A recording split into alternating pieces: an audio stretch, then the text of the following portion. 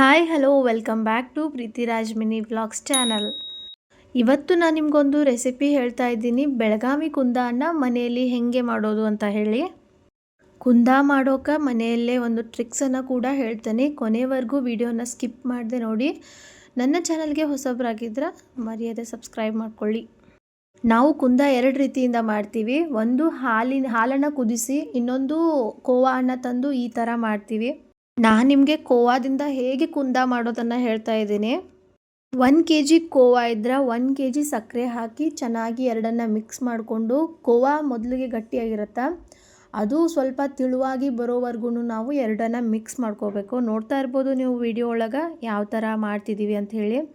ಆಮೇಲೆ ಕೈ ಬಿಡದೆ ನೀವು ಕಂಟಿನ್ಯೂಸ್ ಆಗಿ ಅದನ್ನು ಬೇಯಿಸ್ಕೋಬೇಕಾಗತ್ತೆ, ಯಾಕಂದರೆ ತಳ ಸೀದು ಹೋಗೋ ಚಾನ್ಸಸ್ ಕೂಡ ತುಂಬ ಇರುತ್ತೆ.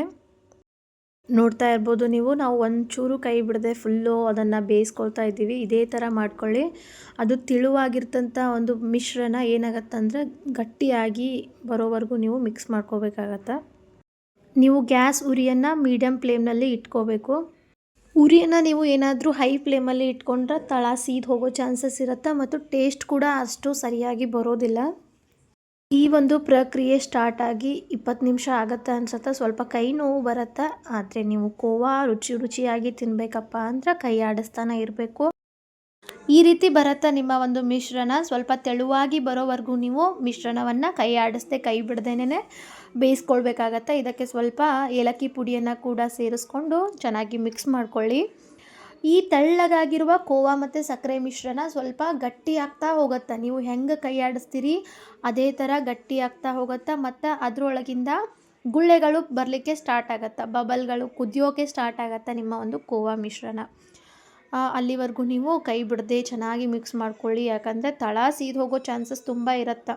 ಪದೇ ಪದೇ ಯಾಕೆ ಹೇಳ್ತಾ ಇದ್ದೀನಿ ಅಂದ್ರೆ, ನೀವು ತಳ ಹಿಡ್ಕೋವರೆಗೂ ಬಿಡೋಕ್ಕೆ ಹೋಗಬಾರ್ದು. ಹೀಗಾಗಿ ಎಲ್ಲ ನೋಡ್ತಾ ಇರ್ಬೋದು, ಈ ರೀತಿ ಗುಳ್ಳೆಗಳು ಬರಲಿಕ್ಕೆ ಸ್ಟಾರ್ಟ್ ಆಗುತ್ತೆ, ಅಲ್ಲಿವರೆಗೂ ಕುದಿಸಿ.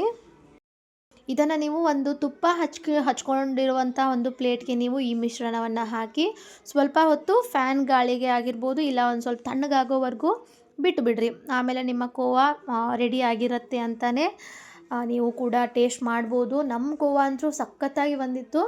ನಾನು ಬೆಳಗಾವಿ ನಮ್ಮೂರಿಂದ ಮಾಡಿಕೊಂಡು ಡೆಲ್ಲಿಯಲ್ಲಿ ತೊಗೊಂಡು ಬಂದು ಡೆಲ್ಲಿಯಲ್ಲಿ ಮತ್ತೆ 4 ದಿನ ತಿಂದ್ವಿ. ಏನಿಲ್ಲ ಅಂದರೂ ಒಂದು 15 ಡೇಸ್ವರೆಗೂ ನೀವು ಆರಾಮಾಗಿ ಸ್ಟೋರ್ ಮಾಡ್ಕೋಬೋದು. Thank you so much for watching.